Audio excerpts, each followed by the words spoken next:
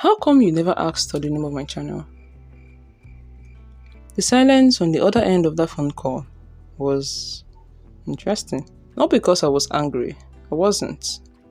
But because in that moment I realized something that has been happening over and over again. This was the fourth time. 4 different people, and every single one of them did the exact same thing when I told them about my channel. And here is the uncomfortable part. The part that actually made me dig into this. I'm pretty sure I do the same thing to other people. So if you ever felt like you're an afterthought to the people closest to you, or if you ever wondered why your relationships feel like they're slowly dying, though nobody did anything obviously wrong, this might hurt a little, but stick with me. So let me set the scene. I get this call from my friend, let's call him David. Good friend, we go way back. He's calling because he's got this business idea and wants my input. But he's also checking in, how have you been, what have you been up to? And I'm like, my guy, nothing much, oh. I just started a YouTube channel though, we're working on it. Oh wow, that's dope. What kind of content? We were talking about it for a bit. He's asking questions. What's the niche? How's it going? Am I enjoying it? Genuine interest. Then he pivots to his business idea. I gave him my thoughts based on my own experience starting a business, which, by the way, is yet to be successful. Anyways, we're going back and forth. Really good conversation. Now we're about to hang up when something popped in my head. How far, David? How come you never asked me for the name of my channel? The silence was loud.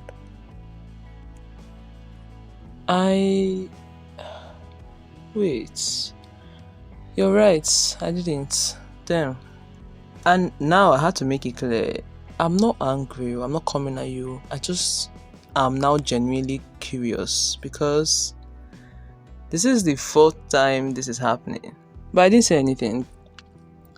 So by the time David did it, the 4th time, I now was genuinely curious. Like, this cannot just be about me. There has to be a reason.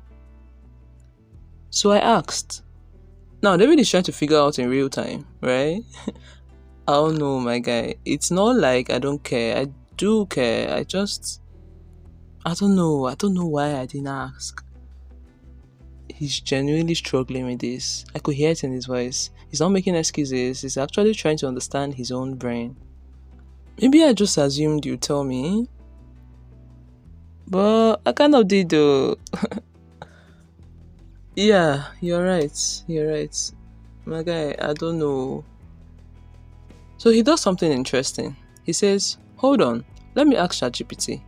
Maybe there's a psychological reason or something. Now we are both on this investigation together. GPT gives us a few possibilities. Maybe he was distracted. Maybe he assumed I'd share it anyway. Maybe he was focused on his own thing. And then one hits different. He says, the person might have thought, I will check it out later. So I'll ask for the name when I'm ready to watch it. David stops. Yo, that's the one. That's literally what I was thinking. Like, subconsciously, I was like, oh, I'll look it up later. So I'll just ask for it when I'm about to do that. And that's when it clicked for both of us. I will do it later. 4 words that are killing relationships. Because here's what later really means. This isn't a priority right now. You're not a priority right now. Later. And later becomes never. Funny thing is, we've given it a name. See finish.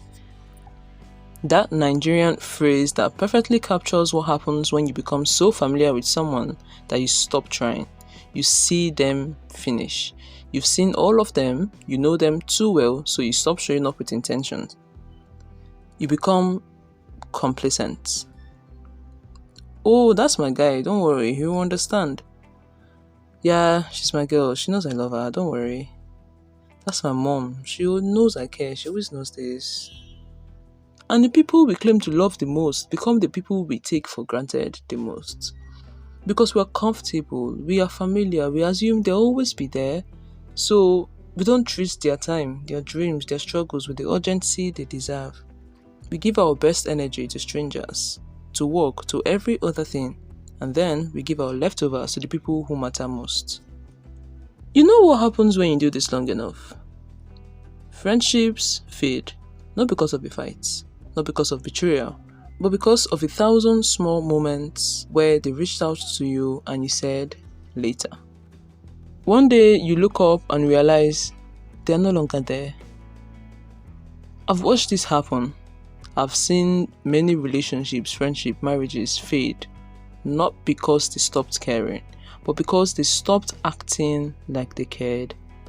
Because love, real love, isn't a feeling, it's a deliberate action. It's showing up when it's inconvenient because they matter more than your convenience. It's asking for the channel name in the moment, not later. It's calling back that same day, not next week. Even the Bible says it. Do good to all people, especially those of the household of faith. Especially. That word matters. It means the people closest to you should get preferential treatment, not your leftovers. God lets the sun shine on both the good and bad. He blesses everybody. But for his own, it's a different level. He said, "Touch not my anointed." He doesn't play with his people. And yet, we do the opposite. We give our best to everyone else and expect the people closest to us to understand why they get what's left. Now, here's where it gets really uncomfortable. We do this with God too.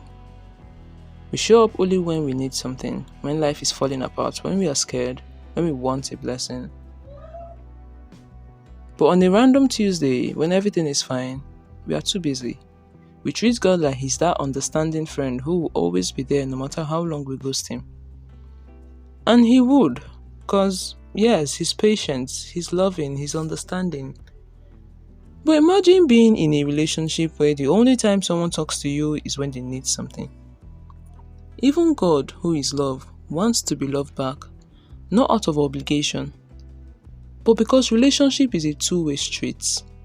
You can't claim someone is your everything and only show up when it's convenient for you. So what is this pattern?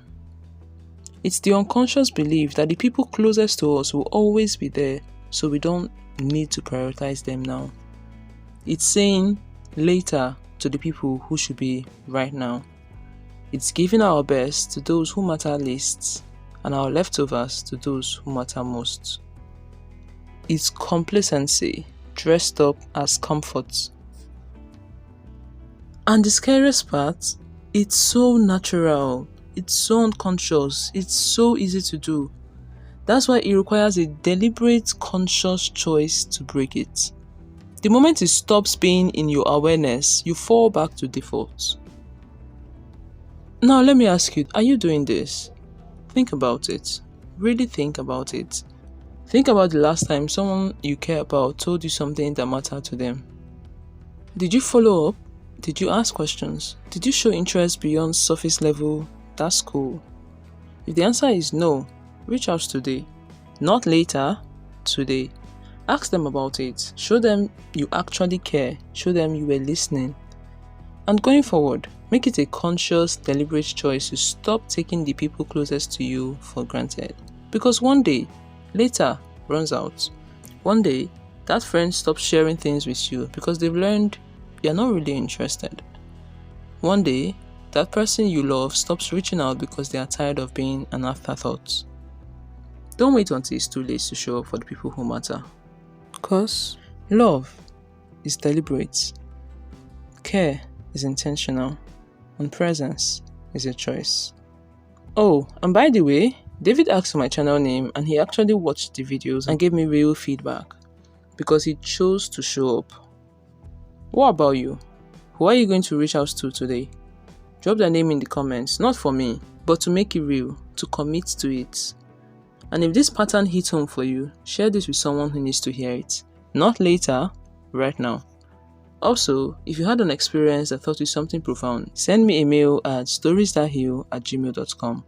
Because your story could be the light that guides someone else. Until next time.